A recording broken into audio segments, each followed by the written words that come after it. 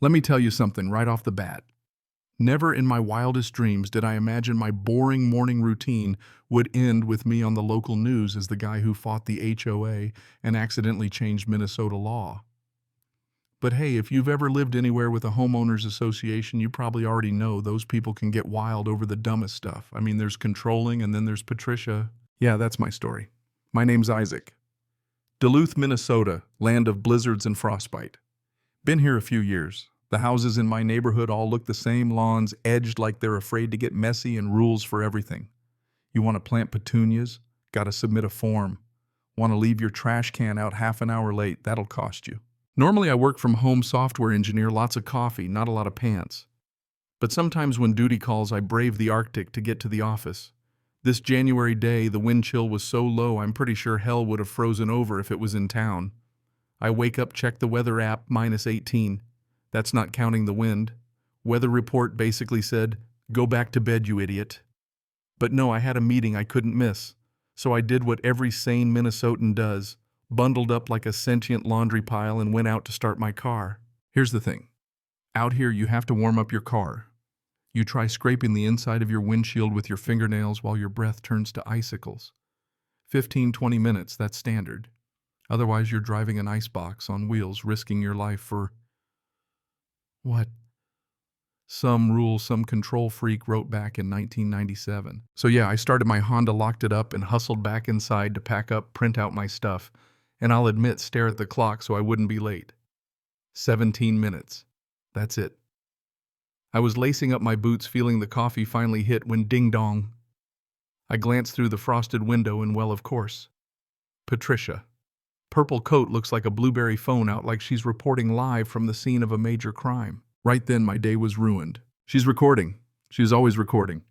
"You're in violation of code 12-point-something, Isaac," she says, voice like a nasal mosquito. "Idling your vehicle over 5 minutes, noise pollution, environmental hazard, $200 fine." I look at her. I look at my breath hanging in the air. "Patricia, it's literally -18. I'm trying not to die." She grins. She loves this. Shows me her phone. 16 minutes, 43 seconds. I swear I could have melted the snow with my glare.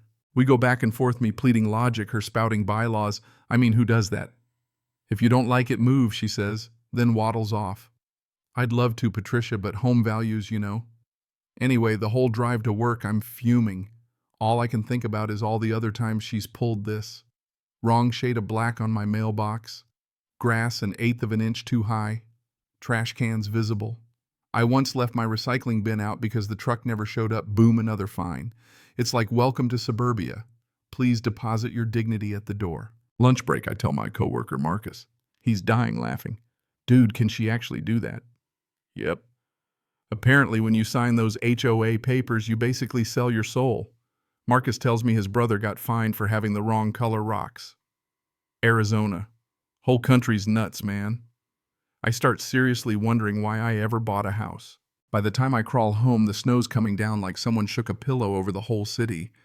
The news calls it one of the worst storms in a decade. Emergency declared, school's out, even the snowplows are giving up.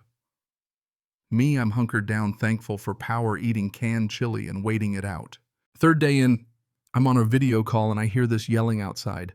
Not just wind, not my imagination, real human yelling. I mute the call, look outside.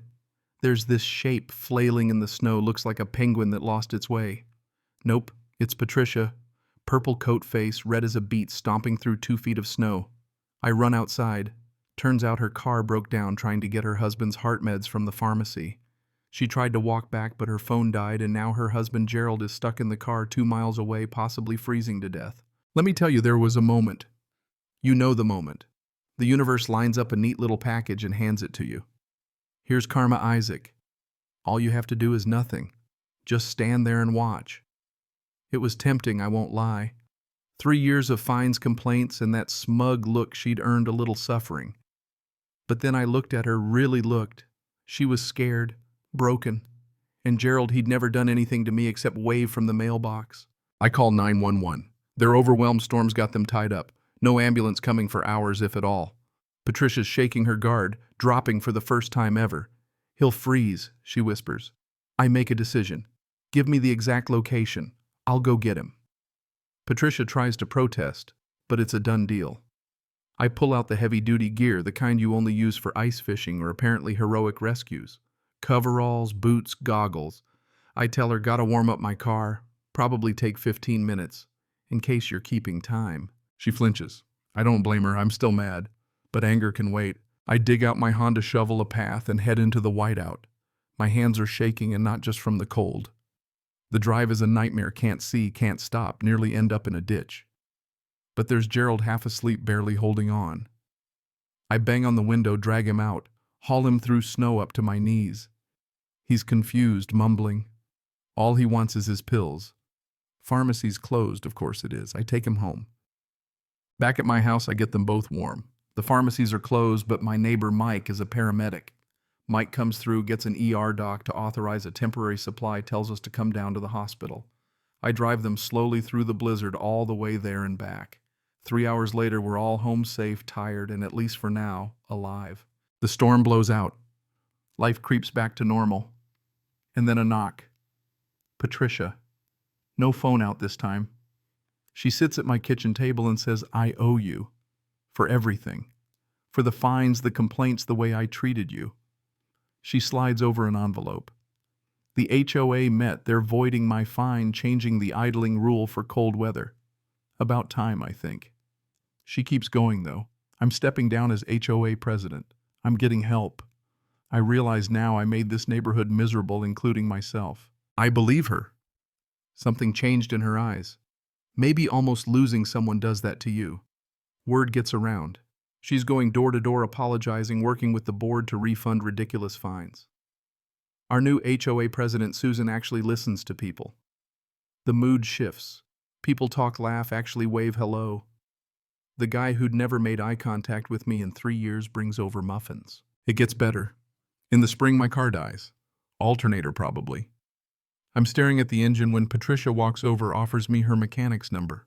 No lecture, no fine, just genuine help. That's when I realize she's different. She even becomes kind of a friend. When the local news shows up to interview her about the HOA reforms, she tells them the blizzard story, how she fined me, how I still helped her. Calls me a hero on TV right there in front of everyone. Next thing I know, my phone's blowing up. Old friends, co-workers, people I barely remember reaching out. The story goes viral. Minnesota man helps nemesis inspires state law. Patricia starts speaking at city council meetings about HOA reform. The legislature passes a new bill, the Warm Your Car bill. I still laugh about that. Our neighborhood becomes a community. Real barbecues, yard sales, people helping people. I even end up with a Good Neighbor award. Me, the guy who wanted to just get through winter without getting fined. Time moves on. Gerald retires, makes birdhouses for everyone. Patricia trains therapy dogs, volunteers at hospitals. She never goes back to the HOA board, and no one wants her to. I get married in the neighborhood park, surrounded by neighbors who've become friends. Patricia and Gerald are there. Patricia jokes about her control addiction, says she's 4 years sober. One day I'm holding my baby girl watching the snowfall. Cars warming up in every driveway. No one worried, no one scared. Just neighbors doing what they need to do. That's when it really hits me how much things have changed. Not just the rules, but the people. Including me. You know, I always thought stories like this happened to other people. But here's the truth, sometimes the hardest thing isn't standing up to a bully. Sometimes it's helping them when they're down. It's choosing compassion over payback. That night in the storm, I could have let karma do the work. But I didn't. And that made all the difference. Patricia learned something too.